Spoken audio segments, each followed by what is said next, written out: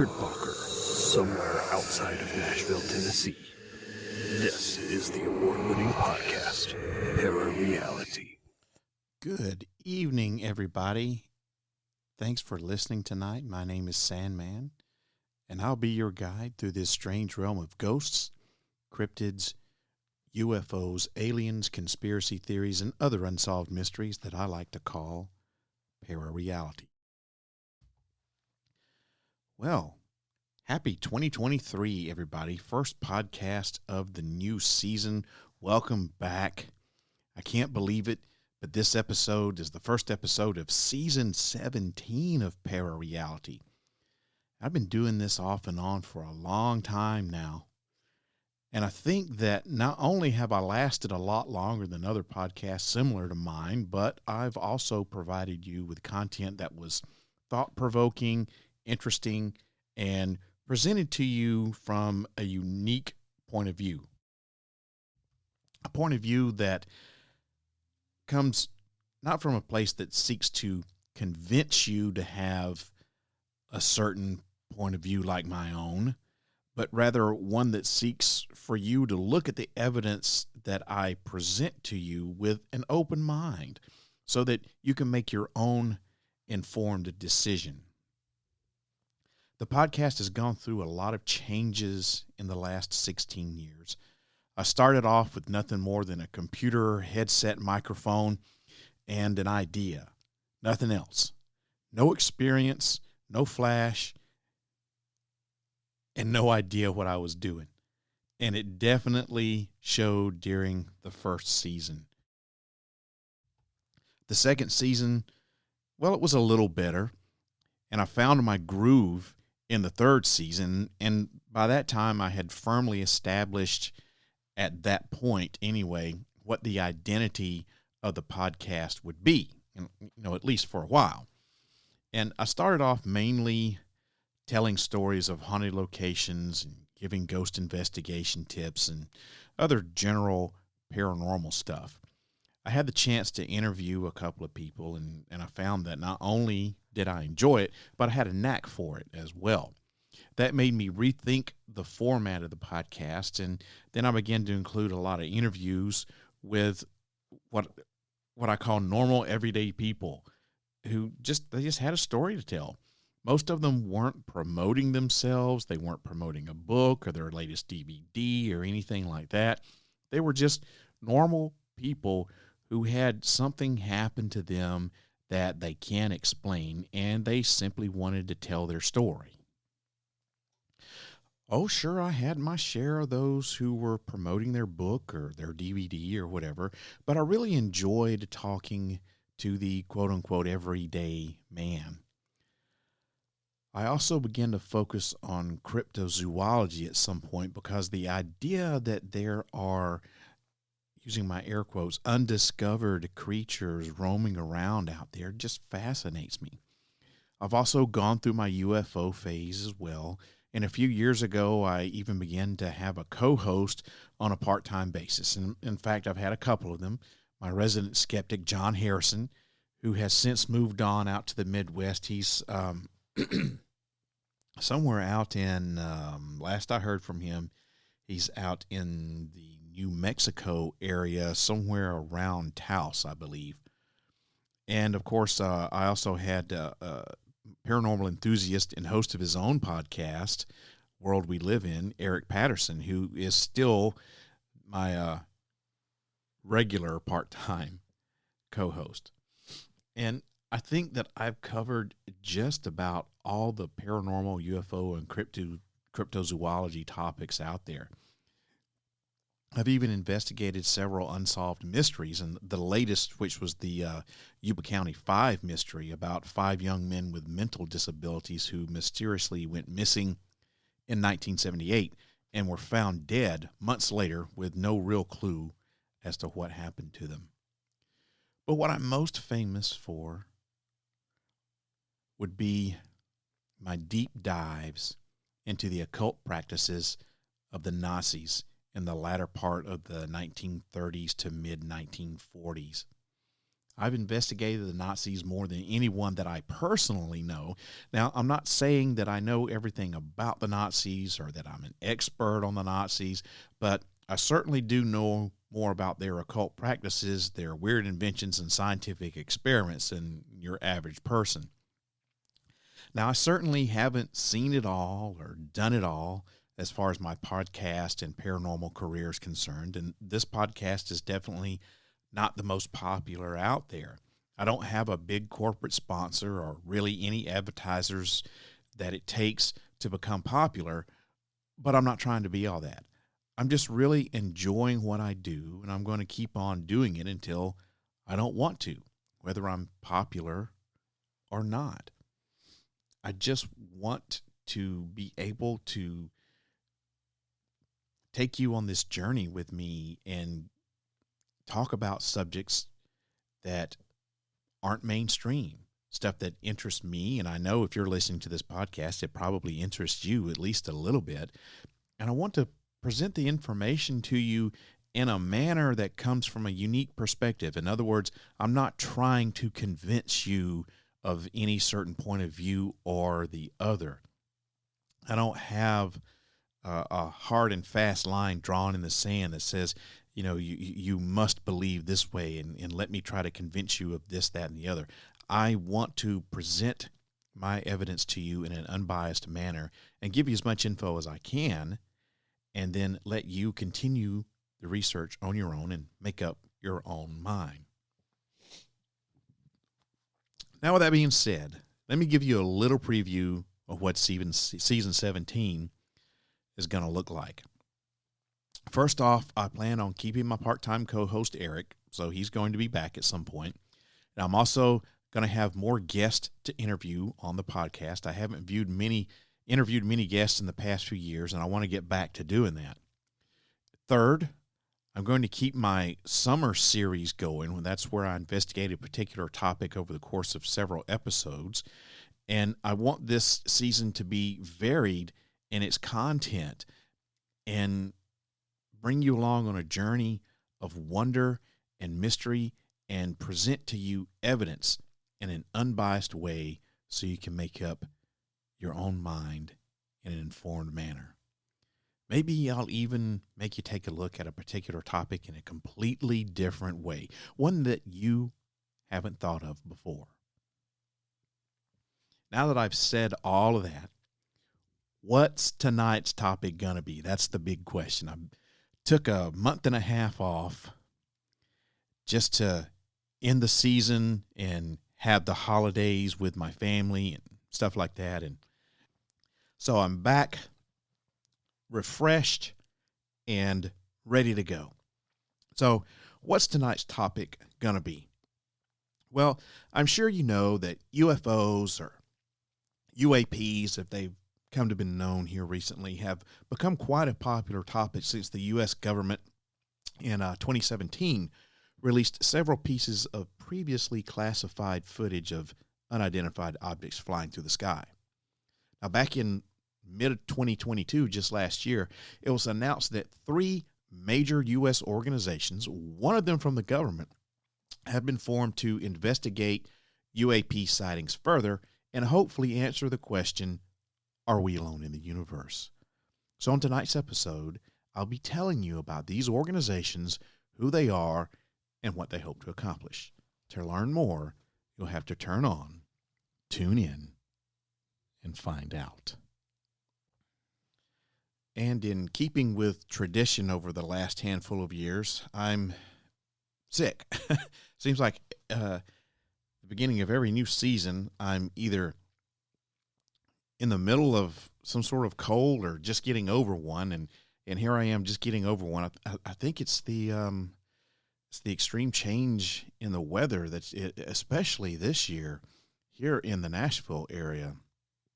It's gone from like being springtime weather most of the time, being hot and kind of muggy and springtime weather, to all of a sudden it got really super cold, and we had kind of a mini ice storm over the Christmas break, and then it got warm again, and then it got really rainy, and now it's all muggy and wet, and it's just messing me up.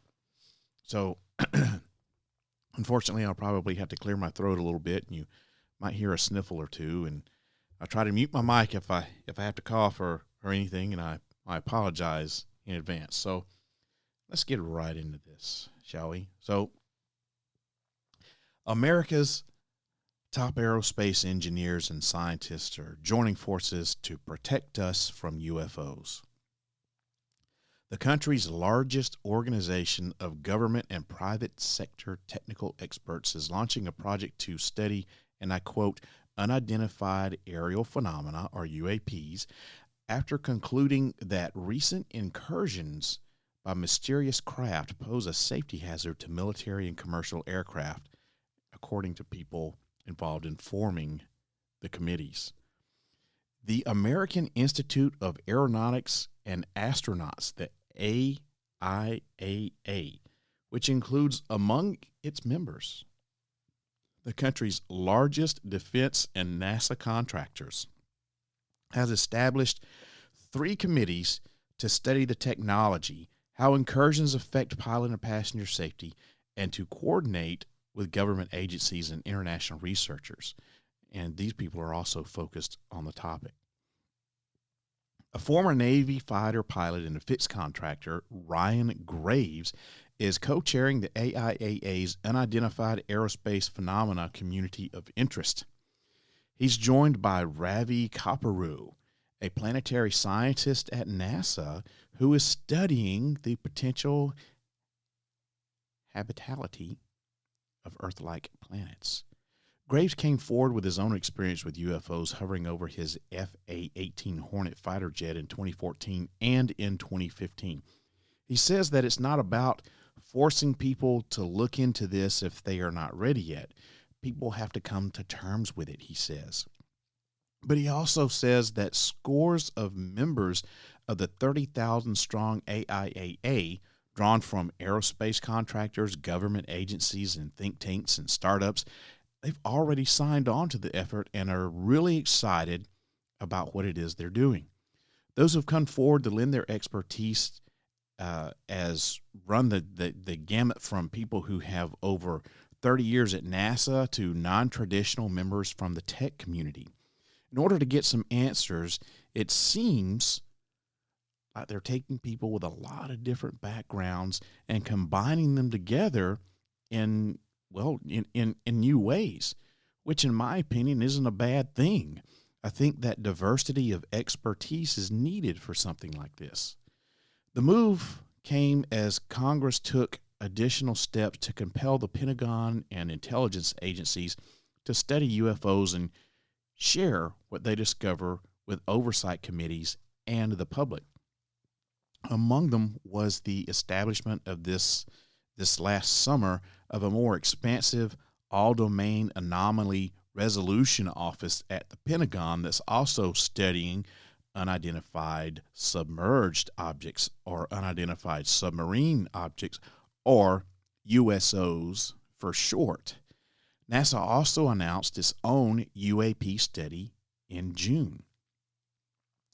Now, I'll be talking about both the Pentagon and the NASA committees shortly. Meanwhile, new legislation moving through Congress as part of the annual Defense and Intelligence Policy bills goes further.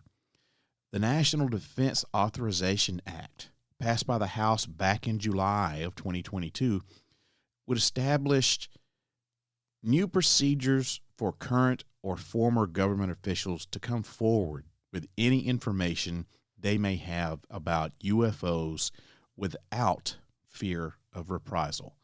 The proposed intelligence bill also directs the Government Accountability Office to undertake a historical recounting of government efforts involving UFOs over the last 75 years, including any recovery of UFO technology or government efforts to spread disinformation about the subject.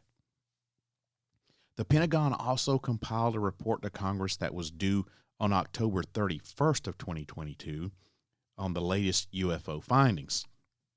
But having an established group such as the AIAA, founded in 1963 as the principal professional organization for aerospace scientists and engineers, entered the debate is seen by longtime UFO researchers as a turning point. Now, by the way, that report that was due on October 31st, I don't think that it was ever released, and which is very disappointing, but it doesn't surprise me one single bit. David Marler, executive director of the newly formed National UFO Historical Record Center in Albuquerque, New Mexico, which, by the way, is the largest U.S.-based repository of related archives. He says that we need people much smarter than ourselves and from specific disciplines to provide credibility and layers of expertise to look at the data. The AIAA initiative is focused primarily on the flight safety implications of unannounced craft intruding into protected military airspace or traveling dangerously close to commercial flights. Graves cited an example, the 11 near misses since 2019 involving UFOs coming within 500 feet of an aircraft. Now, that is very close when you're talking about aircraft flying around at ungodly speeds, right? Scott Bray, the Deputy Director of Naval Intelligence, reported back in May to Congress during its first public hearing on the topic in more than 5 decades about these near misses that were 500 feet and sometimes even less. And according to an internal briefing, the AIAA effort is being driven by the belief that the uncertainty about UFOs is exposing pilots, passengers, and military forces to unknown risks that so far haven't really been addressed. Its mission statement is to improve aviation safety by enhancing scientific knowledge of and mitigating barriers to the study of unidentified aerial phenomena. And it contends that the AIAA is singularly situated to serve our government and citizens as a neutral scientific engineering resource. But while the initiative is focused primarily on addressing safety hazards, Graves says that the ultimate intent is to learn more about those UFOs that are truly unexplained. Graves believes that the vast majority of reported sightings can be explained by things like a drone that was carried by a hurricane 500 miles up. And that's a quote. I don't know about a drone being 500 miles up it doesn't. First of all, if you're going to be 500 miles up, you're going to be in outer space. So I guess his quote was more of a metaphor than it was anything else, but to me it didn't make a lot of sense. Now, Graves went on to say that most of it will go into an explained bucket at some point. The primary focus is apparently to apply engineering and scientific effort and energy to the anomalous data set. It's not about focusing on adversarial drone programs or drone incursions in the military airspace. The new AIAA committee studying the hardware of such unexplained craft has a series of studies underway, and it hopes to complete a scientific framework for cataloging the means for detecting UFOs by the end of the year. So by the end of 2023, this year, it plans to increase its first State of Tech report, followed by a peer-reviewed research manuscript the next year in early 2024, detailing the methodologies for evaluating UFOs. So this isn't something that's going to be done over just a period of a few short months. We're talking about a couple of years ongoing with this thing. And I personally think that the more people and the more disciplines looking at the subject means that there's a better chance of getting some semblance of understanding to the UFO mystery. So let's talk about NASA.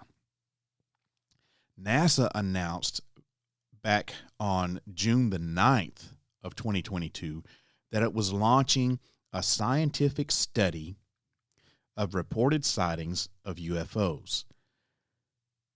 This is just the latest in a wave of federal agencies trying to understand the nature of a series of unidentified aircraft flying in protected airspace. The goal of the study, which is to be wrapped up supposedly in March of this year, is meant to improve aircraft safety while gaining a better overall understanding of the aircraft, which the government refers to as unmanned aerial phenomena instead of unknown or unidentified aerial phenomena, which they happen to just say is the same thing as a UAP because UAP, unmanned aerial phenomena. Now, according to Daniel Evans, who is NASA's Assistant Deputy Associate Administrator for Research, well, he says that NASA is uniquely positioned to address UAPs because who other than NASA can use the power of data and science to look at what's happening in our skies? Makes a little bit of sense. NASA plans to recruit some of the nation's leading scientists and aeronautics experts to participate in the study. The leader of the study is a man named David Spergel, who is president of the Simmons Foundation, which is a New York-based academic organization. The project is separate from the Pentagon's effort, which we'll talk about in a minute. The Pentagon's effort is really gathering information from a host of federal intelligence agencies on the phenomena over the past few years. NASA plans to share its findings publicly once the study is complete, and Evans says that it's extremely important to NASA that the subject remains a fully transparent and opened and unclassified study. The committee also plans on having public meetings as well, though I have not, as of yet, heard anything about these public meetings. NASA has stressed that the project will be conducted no differently than any other scientific investigation the space agency undertakes, but it's going to cost no more than $100,000. The announcement comes amid soaring interest in UFOs by Congress, the administration, and the American public. Back in May of 2022, Defense Department officials testified before a House Intelligence Subcommittee that the progress of the Pentagon's Airborne Object Identification and Management Synchronization Group. That was a big one. So, Scott Bray, who is the Deputy Director of Naval Intelligence, testified that the groups received more than 400 UAP reports, noting that this stigma for reporting incidents has been reduced. And in my opinion, that's largely due to the fact that the government back in 2017 released those videos. Now, I know I don't think they actually intended on releasing those videos. I think that it was a, let's just say, unintended consequence of them having to release this because some of them got released for them. You know what I'm saying? But still, it has helped, in my opinion, to remove that stigma and bring UFOs into more of a scientific area of study instead of just fringe science. Since the early 2000s. And this is a fact that has puzzled lawmakers as questions emerge whether phenomena present a national security threat by a potential adversary. And like the Pentagon, NASA also hopes its efforts will reduce the stigma associated with reporting UAPs. While the findings may also help in the agency's search for alien life, more data likely will be needed to draw those conclusions, as NASA has no evidence UAPs are extraterrestrial in origin, at least none that they're admitting to publicly at this time. Thomas, I'm going to just butcher this last name, Thomas Suburchin, who is NASA's Associate Administrator for Science, believes the possibility of the sightings representing extraterrestrial life is a high bar to reach, and that a better understanding lies in the data in the study, some of which already exist in public archives. Bill Nelson, who is NASA's administrator, has already made public comments about the sightings, emphasizing their mystery may be cause for concern. During a virtual discussion at the University of Virginia back in October of 2022, just a few short months ago, Nelson said, and I quote, "We hope it's not an adversary here on Earth that has that kind of technology, but it's something." Now, here's the problem that I have with the NASA study. The first one is that it's a very short study. So they announced this, in June, and it's supposed to be wrapped up in March of this year. So they announced it on June the 9th of 2022, and it's supposed to be wrapped up in March. That's only 9 months. That's not even a year long. And they're only throwing $100,000 at it, which is a drop in the bucket. It's nothing. It's like, I don't know, me saying, hey guys, I need some people to help me study something, and we're going to do it real quickly, and here's $10. It's almost like NASA is just doing this just to say that they're doing something. So are they doing it because they don't believe that there's anything to it? Or are they doing this because they already have something, some evidence about something, and they want to keep it a secret? They want to hide that evidence. The answer to that is I don't know. And the only people that do are, probably the high up people at NASA itself. I don't understand why they would just do such a cursory little pissant investigation. Even if they did have something that was just earth-shattering and they did not want the rest of the world to know, they could at least make this quote-unquote study that they're doing last more than 9 months and throw a measly $100,000 at it. I mean, you look at what the AIAA committee is doing, and they're conducting a study that's going to take a minimum of 2.5 years, maybe even longer. Now, they didn't say how much money that they were throwing into it, but I can guarantee you it's probably going to be a little bit more than $100,000. But they're looking at all of this scientific data, and NASA's just like, we're going to take a few months and we're going to throw a little bit of money at it, and we've got these scientists and stuff that are working on it. But most of this data is already available in the public. It to me is a pitiful effort. They're making a pitiful attempt, and it's pitifully disguised as a quote unquote study. This committee that they formed. So let's wind up with the Pentagon. So yeah, the Pentagon. I told you I was going to be talking about the Pentagon study, right?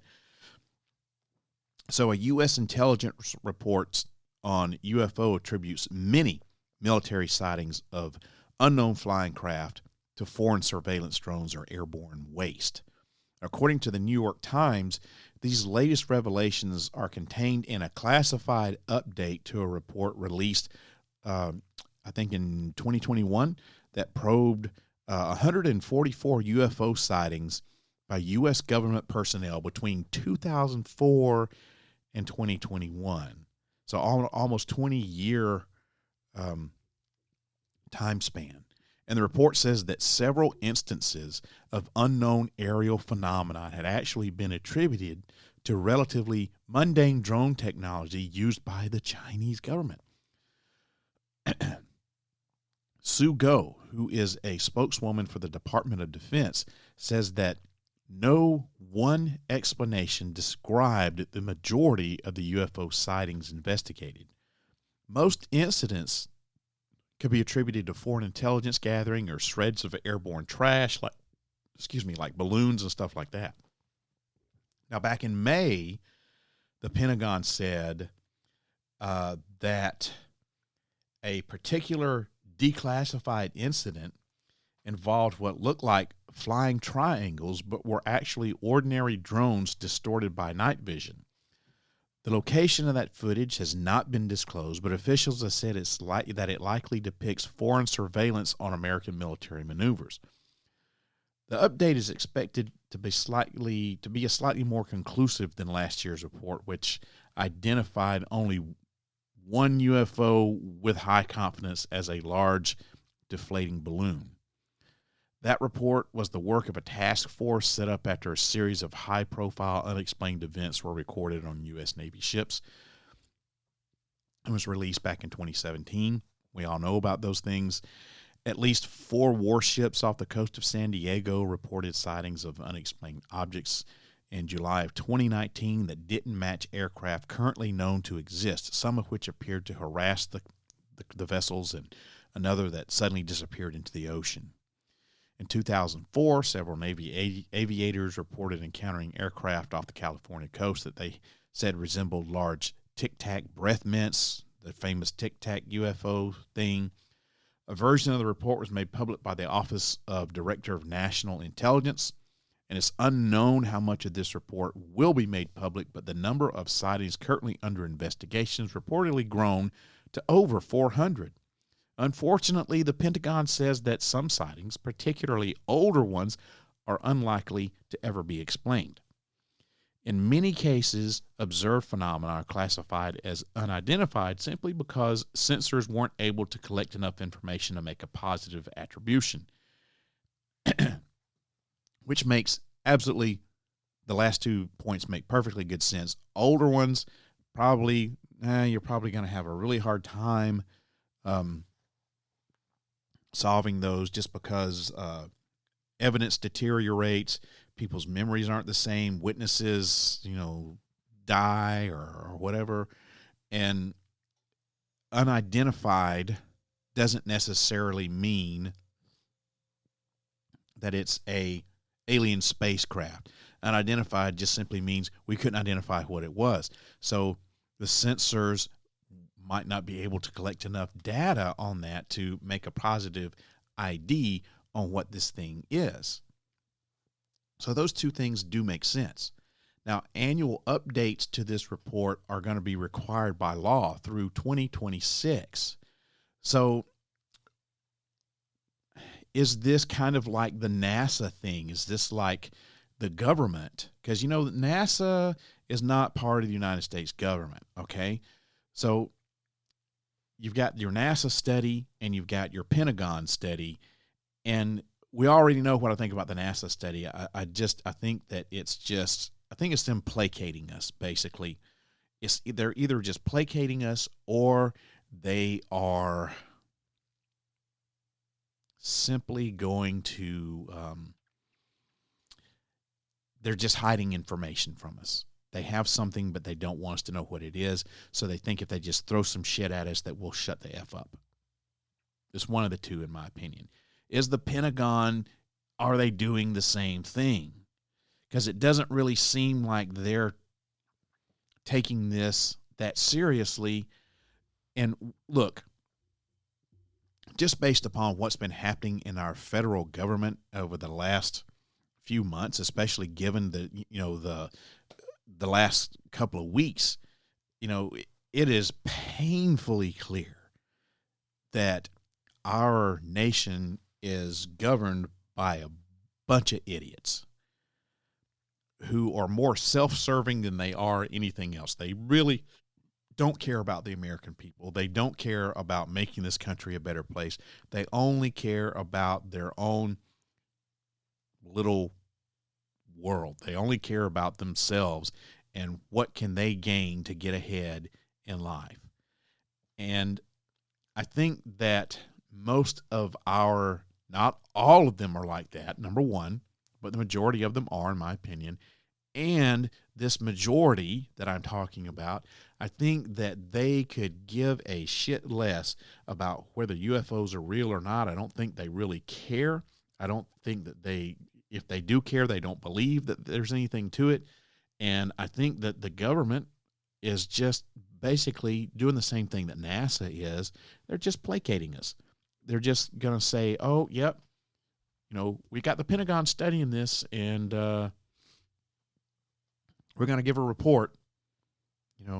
We have to, we're going to do this annually through 2026, so we're going to give you 3 years. And then after that, maybe all the, everything will calm down and won't be a big deal anymore, and we'll just sweep it under the rug and just forget about it like it never even happened. So while it's great in one on one hand that you have agencies like the AIAA and NASA and the Pentagon who are, at least on the outside, taking this thing seriously, and they're looking into it.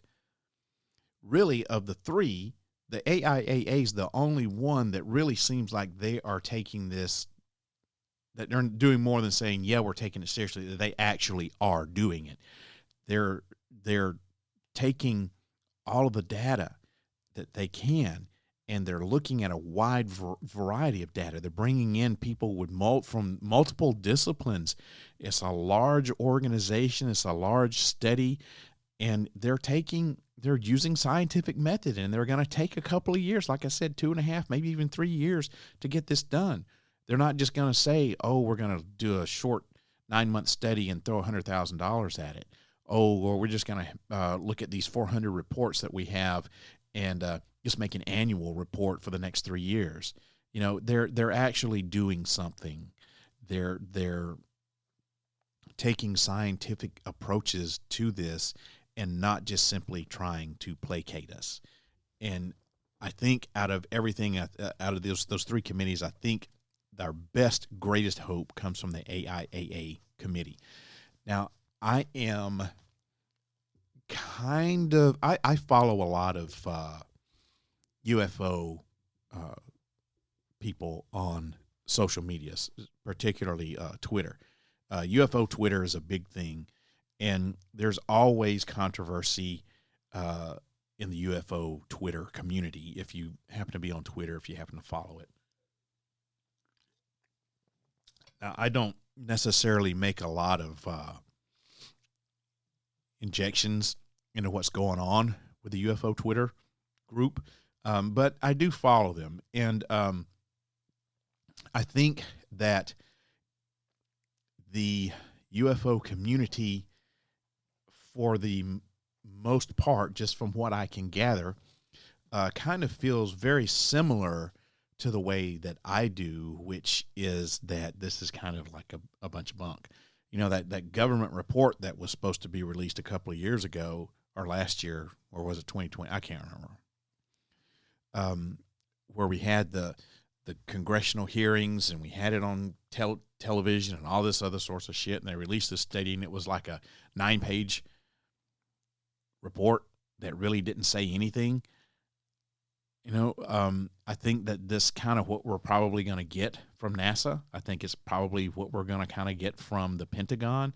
Our greatest hope lies in the AIAA, and I really hope that they can help take the UFO or UAP phenomenon and not only take the stigmata, continue to take the stigmata out of it, but really give us, I'm not saying they have to come out and say, yep, UFOs, they're definitely alien craft, and we're being, studied by aliens and abducted and blah, blah, blah. But I would like for them to be able to say, yep, we have a group here that can be explained. We have a group here that cannot be explained, and it does not appear to be anything conventional from this planet. I would be happy with that. But that's just my opinion, and I'd like to certainly know what yours are. If you're a UFO Twitter person, if you're a UFO enthusiast, if you've got a UFO group, if you've had an experience, let me know. Drop me an email, sandman@ParaReality.com, or call the studio line, 615-692-1170, and leave me a message. Let me know what you think. Well, that about does it for tonight. I hope that you enjoyed tonight's episode of ParaReality, the Season 17 opener. If you want to leave a comment about it or anything else about the podcast, let me tell you, I just gave you a couple of different ways to contact me, but if you're a longtime listener, you know that there are several different ways, and here they are. The best, easiest, quickest way to do it is to email me. I just gave that email address out, but here it is again, sandman@parareality.com. That's sandman@parareality.com. You can find me on Facebook, the official Facebook page for the podcast. Just go to facebook.com/sandman.parareality, or just do a Facebook search, log into Facebook, do a search engine for ParaReality Podcast. You can post a message on my wall or slide into my DMs there on Facebook. Just send me a direct message if you want to have a comment or a question or want to say, hey, you suck or whatever. And if you have a Twitter or Instagram account, you can follow me on both of those. My username is the same for each, at ParaReal Radio. That's at ParaReal Radio on both Instagram and Twitter. And finally, you can always call the podcast, leave me a message.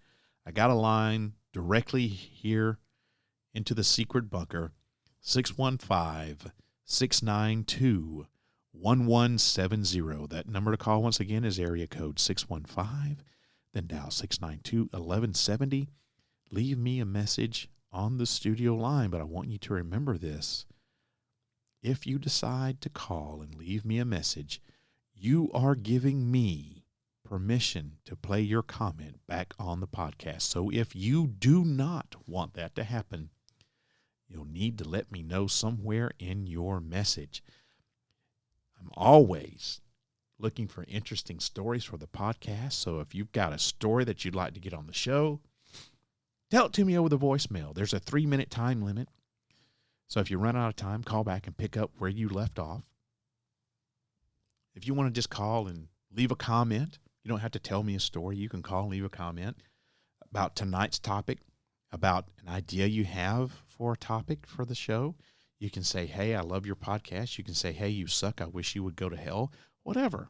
I'm willing to hear from anybody about anything. But just remember, if you don't want your comment played back on the show, you'll need to tell me somewhere in that voicemail.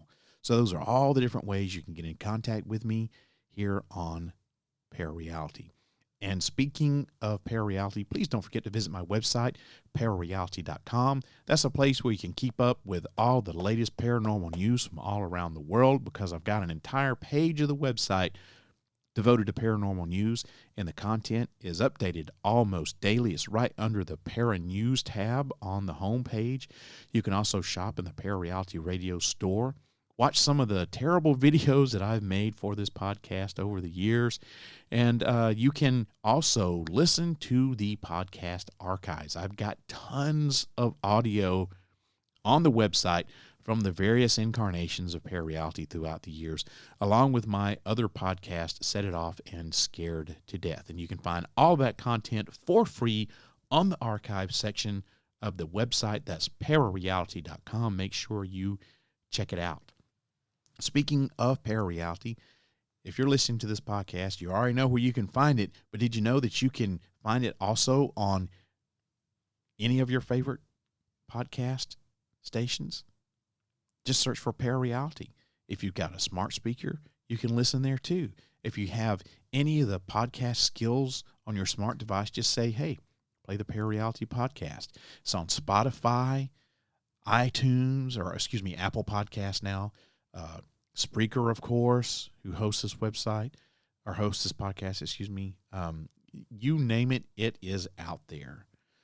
So if you don't like it on one platform, you can listen to it on another. I don't know, but I'm all over the place. Just say, play the ParaReality podcast, or do a search for ParaReality podcast. I'm also on YouTube, and you can listen to the podcast there too. Yes, I do upload all of the audio content to YouTube, and I have people who do actually listen to the podcast off of YouTube. But it's not just audio. My YouTube channel is also full of some great videos like UFO and paranormal documentaries, a little news segment that I did for a brief period of time. I think there's 3 episodes there called News of the Strange. And it's also got some of the terrible show videos that I've did over the course of the years there for you to make fun of. Feel free. I know they're horrible. To find the channel, just go to youtube.com/user/ParaReality1. That's the number 1 at the end of ParaReality. Or you can just Google ParaReality Podcast, or just log into YouTube and do a search for ParaReality or ParaReality1. So those are all the ways you can listen to the show. Those are all the ways you can get in touch with me, all the ways that you can make ParaReality part of your podcast world. The next episode of ParaReality is going to air on January the 20th, 2023 at 8 o'clock p.m. Central U.S. time. Please make sure you tune in, and find out. I hope that this podcast opens your mind up to new ways of thinking, expands your consciousness, and produces a change in the way you see the world. If you wish to change, you must lift the veil of ignorance that has been cast over your eyes. Only then will you see the true power of the universe. I hope you have a wonderful evening, and I'll see you again on January 20th. Good night, everybody.